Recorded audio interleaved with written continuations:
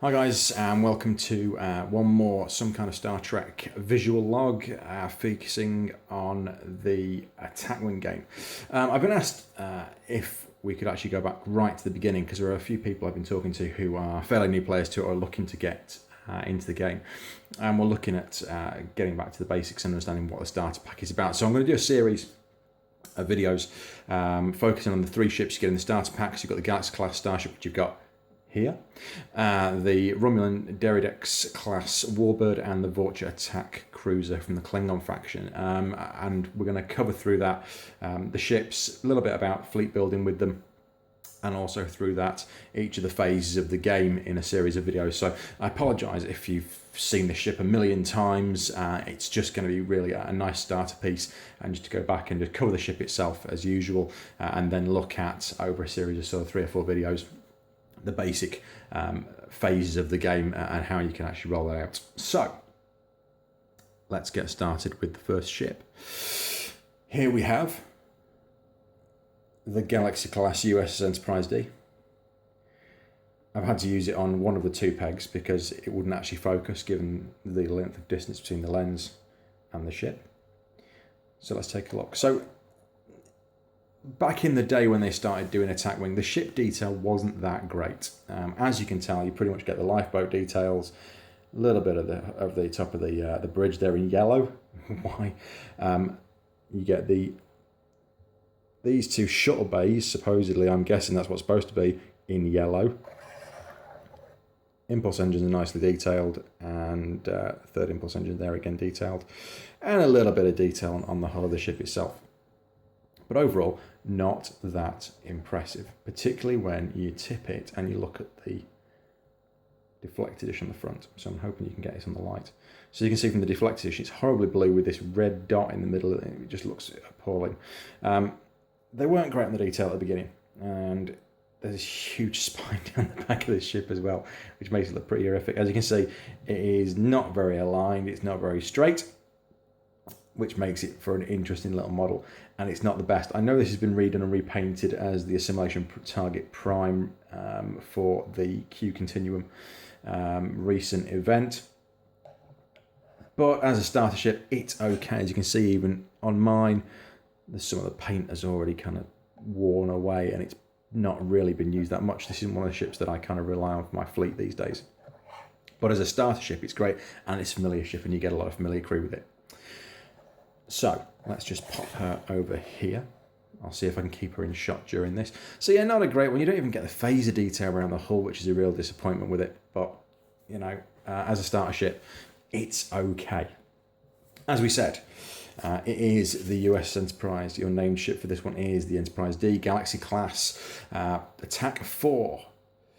A defense agility / defense of 1, a hull of 5, and a shield value of 4, which is okay actually. The nice thing with this one, and the big feature of the Enterprise D, its unique feature, is that instead of making the normal attack with your primary weapon, which will be through the front arc, which we'll see in 1 second, you can fire in any direction at range 1 to 2, so it gives you a full 360-degree radius arc around that ship. So instead of being limited, as you can see on the stand, which will actually pop off in a second, with the ship, you get to use the entire 360-degree arc. So on the base, as you'll see, there is a forward firing arc, which is highlighted here in blue, which is here. So this is your forward firing arc, and the dotted line at the back indicates your rear firing arc. So that means that with the range 1 to 2 weapon you can use here, using a 3 attack dice rather than the 4 that you can use if you use your forward arc, you can actually use 3 in any of the direction, which is a great little feature. Let's pop it back on. There we go. Okay. So the other thing to note here is that you have 4 different actions, again, which we'll be covering in the basics videos that are coming up: evade, target lock, scan, and battle stations. As we can see, it's also got 2 weapons upgrades in there, 3 crew upgrades. What you do find with the Starfleet, the Federation faction, is that they are quite crew heavy, namely because there's a lot of people that we've met within the series framework that they want to use as characters during the game. It's also 28 points. If you add these up, the 4, the 5, the 1, and the 4, you'll find they actually come to exactly half that total, which is of course 14. So you add those up, times it by 2, and it becomes, oddly enough, 28. It's a miracle. Wonder how they make those scores up. So that's your named ship. As you can see, the Galaxy class is fairly manoeuvrable. You are getting a lot of red manoeuvres in there. You've got red rights and left at 3. You've got a fairly decent speed getting up to 5, plus you've got a reverse of 1 and 2, but you are going to gain something called the auxiliary power token, which limits you on the ability to perform an action in the following round of the game. If you choose to do any of these maneuvers which are red, there are cards which within the game which can mean you avoid having to gain that auxiliary power token for using the movements. But if you do gain one, you can always get it back, remove it from your ship by performing a green maneuver on the following go. So you've got quite a bit of maneuver with this one. It's not the fastest ship you've got because you can get 6s, but at least you've got this 1 and 2 reverse, which can be a little bit tricky to pull out and will cause some problems. Now, about 180-degree turns, which you will see on some of the other ships we'll cover during these initial basics videos. But let's head on and look at the rest of the pack. Just to finish off the ship, you do also get a generic ship, because what you'll find with this is that there is a unique icon on the Enterprise card, which you can see there, which is the little star. And that denotes you can only use one USS Enterprise D in the game. But if you want to use other Galaxy class starships, so you have other Galaxy class starships you want to use, or even if you just don't want to use the Enterprise and you just want to have one Enterprise, you want to use the A or the E or the original classic, you can use this, which is a Federation starship, Galaxy class. You lose the 360-degree firing arc, range 1 and 2. You lose one of your weapon upgrades as well, as you can see from the box at the bottom. And it costs you 26 points in your squad rather than 28. What we'll look at is there'll be a piece on squad building just towards the end of this about how you build those points. So let's move on and look at the captains that we've got as options for the Enterprise D. Unsurprisingly, our first option is Captain Jean-Luc Picard. Now, interestingly enough, this Picard does appear twice within the game. He actually appears 3 times if you count Locutus with the oversized Borg cube. Picard here has a captain skill of 9, which means that while you will be the last to move virtually, you are also the first to begin your attack round, and that's what the captain skill is all about. Getting a lower captain skill means you're going to be able to move first, but if you get a higher captain skill, it means you are going to be able to attack. So it may be a case of just trying to weigh up what opportunities you've got within the game. With Picard, he does cost 6 squadron points. If you've got a 40 squadron point total, which you may have just to build with the one ship you've got here, you use 28 points for your Enterprise D and a further 6 for Jean-Luc Picard. His special action means that each round you can perform one of your 4 maneuvers that you can do anyway as a free action. So effectively you can do 2 actions per round. So you can use the action even if it's not on your action bar. As you may find, you can assign Picard to another ship of your choice. You might want to assign to a Borg sphere, you might want to assign to a Romulan Valdor class ship. You might want to pull him onto the USS Dauntless.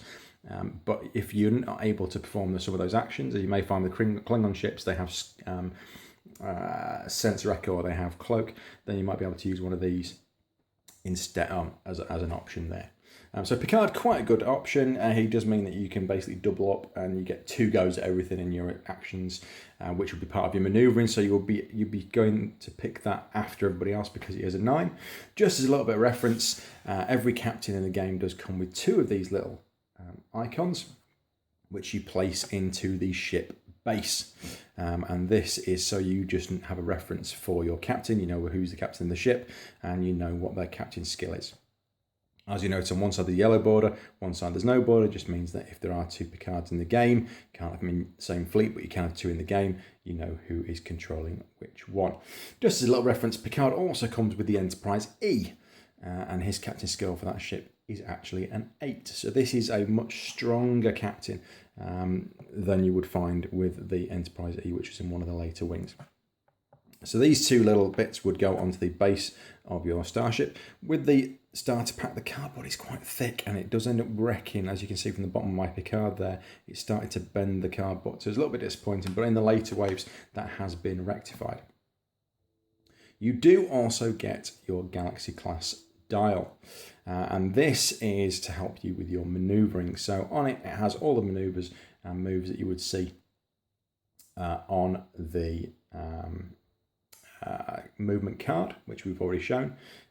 And the idea with this is that when you're beginning your movement, you'll have picked your ship, and there is an activation. There is a phase at the beginning where you will pick what maneuver you actually want to do. So you would sit and you'd be flicking through and you think, well, actually, you know what, I want to do the Enterprise D as a 1 forward. You'd pick that maneuver, you pop your dial over, place it onto the table. I usually place mine beside the ship so I know it's all done. And then once the manoeuvring starts to happen, so you might have somebody's got a captain skill of 4, somebody's got a captain skill of 6, and then it might come to you. So you would then, as you complete the moves in your ship, you then flip the dial over, and then you have to perform the movement on there. It means then that everybody's really locked into what they're choosing to do, and nobody can kind of cheat and move and change their maneuver as they see people on the board moving around. There are some cards that you'll see as we go through that do allow you to do that. But really with this one, I'm going to sort of look at just getting this fleet together. Okay, so that is your maneuver dial. Every ship has one. It has a nice picture of the Galaxy class on one side and a picture of the Galaxy class on the other, because that's really exciting. And it's the same photo, usually screenshotted out of an episode, so it's pretty grainy. Okay, your other 2 options for your captain are Riker. Bit disappointed they put him as a captain option. I would have liked to have seen Jellicoe, who we also do have, just like to pop him in, as a much bigger captain position. But Riker, if you are attacked this round at range 1, roll 2 attack dice. Any damage or critical damage results, that's what those 2 icons represent. Damage is the attacking ship as normal. Even if your ship is destroyed by the attack, the attacking ship does not roll any defense dice. So pretty good for an attacking maneuver. He is a captain skill of 6, so probably find he sort of moves halfway through the game. And also you've got a cost of 4, so he would bring your total up for your fleet if you used him on the Enterprise D up to 32 out of your potential 40 if you're playing to a 40-point total. As you can see, with Riker, that attack is only going to be at range 1. It's used very, very close. You're talking range 1 is 3 inches. So it's not far away on the table at all.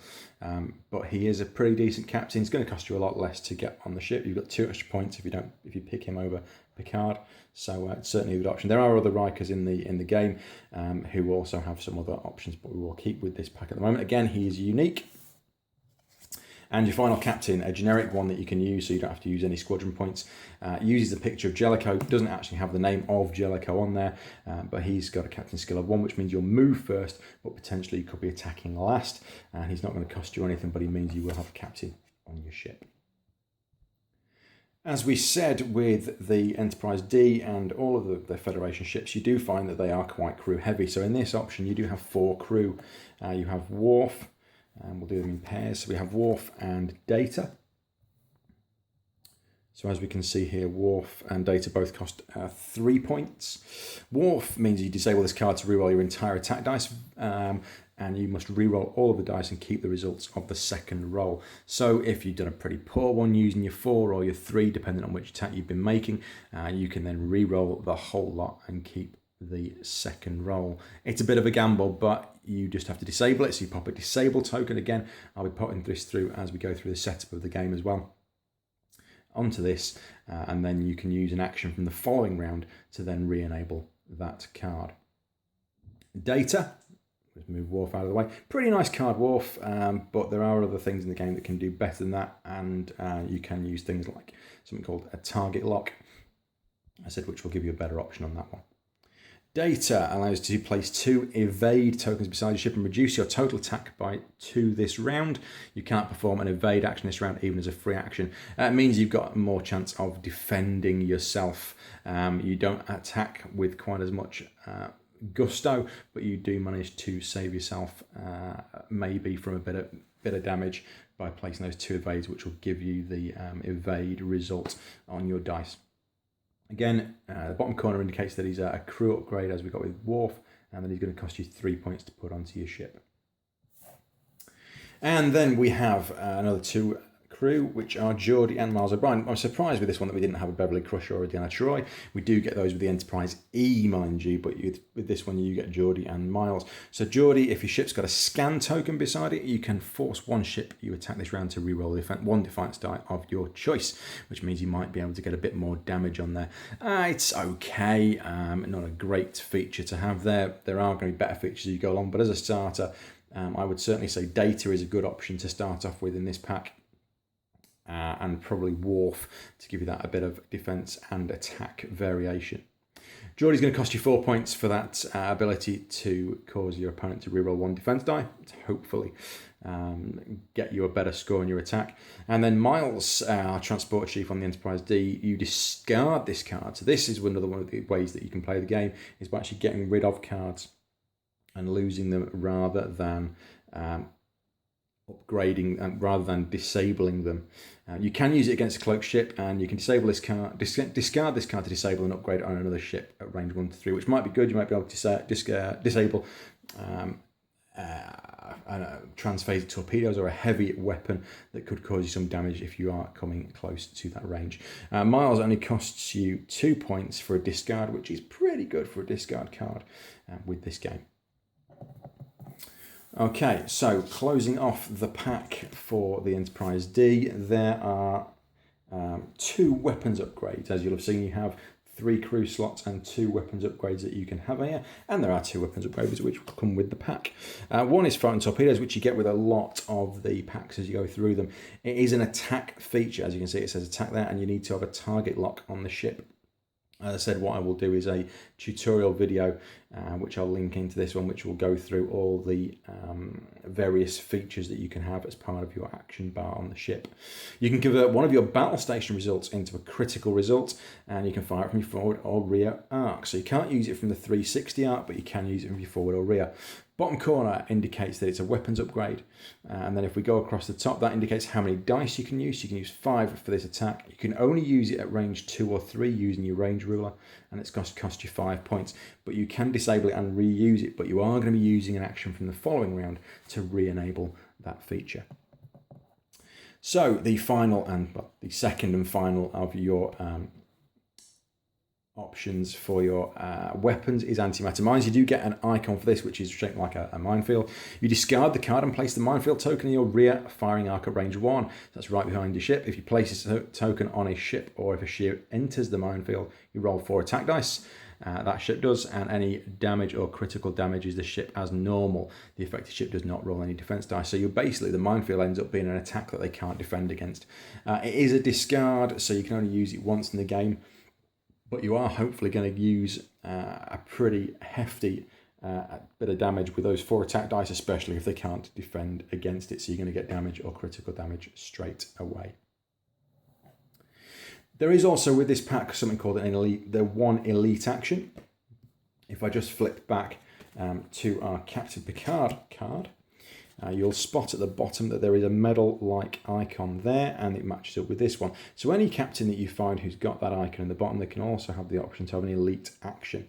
So this action is engage, and if you performed a green maneuver this round, as you will remember from the card, your green maneuvers on the Enterprise D are your 1, 2 and 3 forwards, and your 1 and 2 slight left and slight right.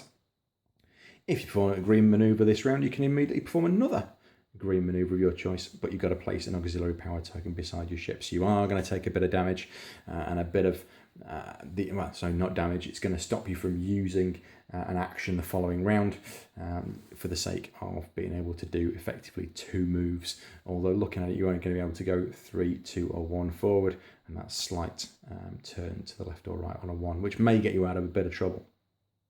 So that's the opening ship from the starter pack, as we've said, the Enterprise D.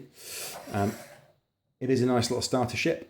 It will help you to certainly start off and get into the game, as we'll be looking at in the next video before I go on to do the Romulans and the Klingon ship from the pack. I'm going to just look at some of the tokens that you get with the starter pack and just explain how they are used within the game.